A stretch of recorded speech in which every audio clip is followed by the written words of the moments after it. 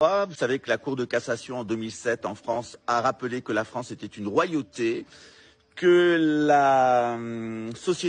que l'État était en réalité la société commerciale France République Présidence, créée par une bande de youpins qui l'ont immatriculée en 1984 aux États-Unis. En 1947, elle avait été immatriculée par un autre juif au registre des commerces et des sociétés français. Donc on nage en pleine illégalité.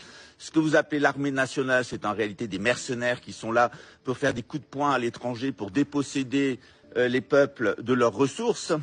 Quand comment se saisir des ressources du Congo, eh bien on envoie l'armée française, on crée un climat insurrectionnel, des coups d'État, on fait s'effondrer l'État et on utilise le Rwanda pour venir piller les ressources du Congo. C'est comme ça que, par exemple, eh bien, des minerais rares comme le cobalt et bien d'autres sont ramassés par des enfants en situation d'esclavage, ils sont exportés et font les bénéfices des multinationales qui vous vendent des téléphones portables, des voitures, etc., dont vous n'avez absolument pas besoin.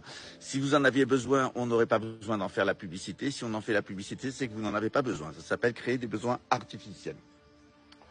Donc cette société commerciale France République, elle est parfaitement illégale. L'armée, ce sont des mercenaires. Quant à la police nationale, parce que là, c'est vraiment les déchets de l'humanité. C'est-à-dire en France, si t'as rien dans le citron, si t'es con comme un panier, si t'as eu 6 de moyenne au BEPC, au brevet des collèges, il y a une carrière pour toi, ça s'appelle la police nationale. C'est-à-dire qu'il y a une concentration de crétins, d'abrutis, de bons à rien et de débiles. D'ailleurs, maintenant, c'est sans condition de diplôme, sans condition d'examen. Ils prendront n'importe qui. Ils ont même prévu de prendre les gens du RSA, a dit Macron, et leur mettre un uniforme et vous envoyer en Ukraine. Voilà. Donc si vous n'avez pas toujours compris que vous êtes face à une société commerciale de banquiers youpins véreux qui ont décidé de vous amener à la guerre pour vous exterminer, ils l'ont déjà fait 2 fois, ils vont le faire une 3e, et qui se sert de pantins sans beaucoup de caractère ni de personnalité, parce qu'il faut bien bosser, comme on dit, alors pourquoi pas se mettre au service de Satan, c'est-à-dire de la République et sa forme institutionnelle.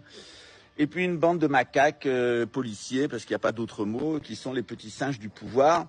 Le rapport de mai 2024 du Sénat, il est accablant. La police nationale est le premier narcotrafiquant de France et l'armée nationale est le premier importateur de drogue en Europe. Voilà, bravo. Alors, bien entendu, au-dessus, il y a les banquiers véreux, tous de la communauté youpinique. En dessous, il y a les idiots du village qui contribuent à ça, police et armée.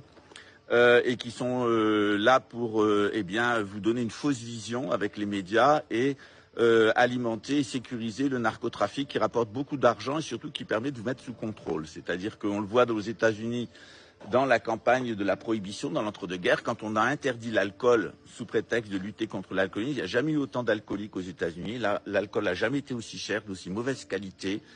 Ça a coûté des milliards de dollars pour lutter. Ça a créé de la corruption à l'armée, à la police, aux douanes, en prison, dans les tribunaux, etc. C'est-à-dire le meilleur moyen de ne pas venir à bout de quelque chose, c'est de l'interdire. Interdisez la prostitution, vous allez voir le genre de prostitution que vous allez avoir. C'est pour ça qu'il faut autoriser la prostitution, il faut autoriser les drogues, etc. dans un cadre légal. Voilà. Et que quand il y a un cadre légal, eh bien on l'applique, c'est-à-dire que les policiers qui sont des narcotrafiquants en France vont en prison, l'armée qui est un importateur va en prison et on confisque l'argent du narcotrafic, ce qui évite qu'il aille dans les banques et qui finance la corruption des hommes politiques qu'élisent les êtres soi-disant souverains. Voilà, vous êtes fait bananer les mecs et il vous reste qu'une solution pour continuer à aller bosser, c'est d'accepter de vous faire injecter à l'uranium et au mercure, et quand ce n'est pas au SV40, et ensuite, évidemment, de vous gaver de neuroleptiques pour pouvoir tenir.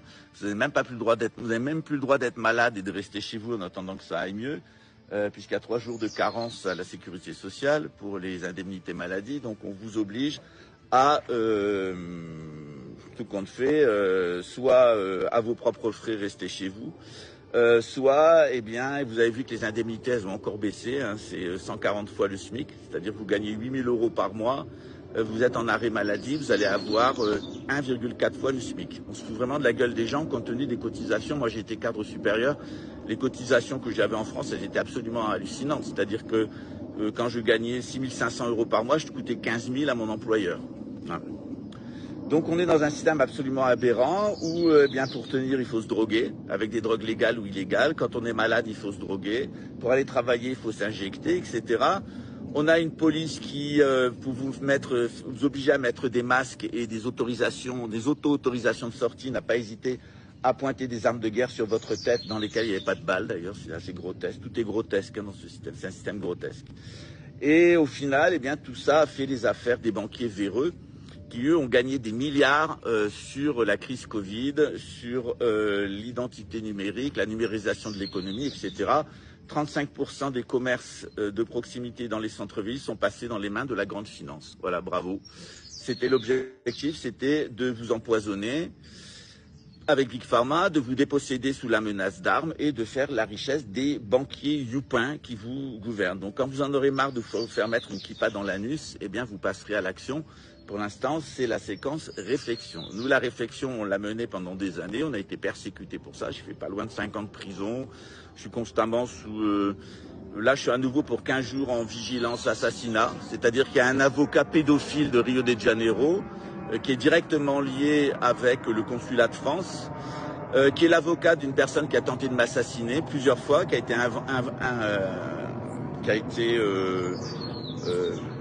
introduit chez moi par la Macronie. Son frère, c'est un des préfets de la Macronerie, proche de Bribit. Et donc, cet individu est venu chez moi pour essayer de me déposséder et de m'assassiner. Ça n'a pas fonctionné, on l'a viré. Maintenant, ça a été la cabale judiciaire jusqu'à ce que cet avocat, en partenariat avec le consulat de France de Rio de Janeiro, paye des policiers militaires ici pour venir m'arrêter et m'assassiner. Il y a 2 policiers qui ont été arrêtés. Alors pour des sommes ridicules, quand je vois que je coûte même pas 3 000 €, c'est-à-dire la DGSE a même pas les réseaux pédophiles de la DGSE et de narcotrafic de Rio ont même pas 3 000 € à dépenser pour me faire assassiner. On est quand même dans du pathétique, hein, voilà. Mais visiblement les putes sont pas chères à Rio et là ils ont trouvé une pute à l'OAB, ils ont trouvé une pute au ministère public et ils ont trouvé une pute évidemment dans les tribunaux parce qu'on m'a mis une brochette de putains au niveau judiciaire, que ça soit des putains femmes ou des dégénérés amorites qui sont toujours liés à 2 énormes scandales, le scandale pédophile de Borrell et le scandale maçonnique de la loge Zweiter. Donc quand vous avez compris qu'à Rio de Janeiro, il n'y a pas que les réseaux pédophiles Spirit de Sinclair-Mello, il y a aussi un immense réseau de corruption qui est lié à Chabad Lubavitch et cette bande de youpins. Quand vous regardez les principaux acteurs du fiasco de Rio de Janeiro, parce que c'est un fiasco économique, un fiasco social, un fiasco génétique. Rio de Janeiro, c'est l'avenir de l'humanité si on laisse les youpins au pouvoir. Voilà. Donc, c'est-à-dire une masse de personnes informes, sans caractéristiques génétiques ni morales, etc., qui vivent dans la semi-précarité, sur qui on envoie régulièrement les forces spéciales pour les mater, une bourgeoisie de francs-maçons qui se permet tout, et pour faire tenir le système, des jugeaillons, tous sortis de la communauté au grand nez, aux grandes crises dehors, la communauté des youpins. Voilà, c'est les pires d'ailleurs étant les apostats, parce que quand ils respectent la Torah, ils sont supportables.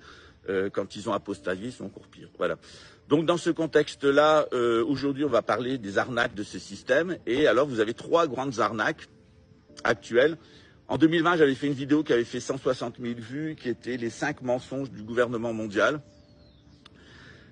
Je ne vais pas les reprendre aujourd'hui, je remettrai cette vidéo en ligne dans les jours à venir, ça vous rafraîchira, ça vous ramènera 5 ans en arrière, avant qu'on ferme ma chaîne, qui a été réouverte à la demande du service de renseignement brésilien, qui a obtenu que ma chaîne soit domiciliée au Brésil et réouverte. Voilà. On a aussi une chaîne de 90 000 abonnés, qui est consacrée à Monseigneur André de Biaz, Henri V de la Croix et du Croissant, où vous aurez en direct les images du sacre, voilà, de Monseigneur. Donc c'est la fin de la République. Société commerciale, la Cour de cassation a reconnu qu'on était dans une royauté et le roi remonte sur le trône prochainement. Voilà pourquoi ici, ils ont intensifié les tentatives d'assassinat et les mesures judiciaires. J'ai même reçu un mandat pour un délit de presse, c'est-à-dire que j'ai dit qu'un policier... J'ai regardé sur Internet ce qui se disait sur ce policier, je l'ai répété. J'avais son dossier de renseignement et il a porté plainte contre moi pour diffamation et j'ai eu un mandat de prison de 20 ans. Et le ministère public a dit, il n'y a qu'à le mettre en prison et on le jugera quand on aura envie. Eh bien, on va faire ça, je vais faire la même chose, c'est-à-dire qu'en temps voulu, on arrêtera les membres du ministère public de Rio de Janeiro qui ont été impliqués dans la cabale contre moi. On les mettra en prison au consulat, à l'ambassade de France ici, dans les conditions de la Papouda. On les jugera quand on aura envie d'ici 50 ans. Voilà. Et évidemment, on les fera vivre dans les conditions sanitaires, les conditions médicales et les conditions alimentaires de la Papouda. Après tout, cette bande de youpins et de psychopathes passe son temps à martyriser le peuple et le faire vivre dans des conditions de camps de concentration. Donc il est grand temps qu'on rattrape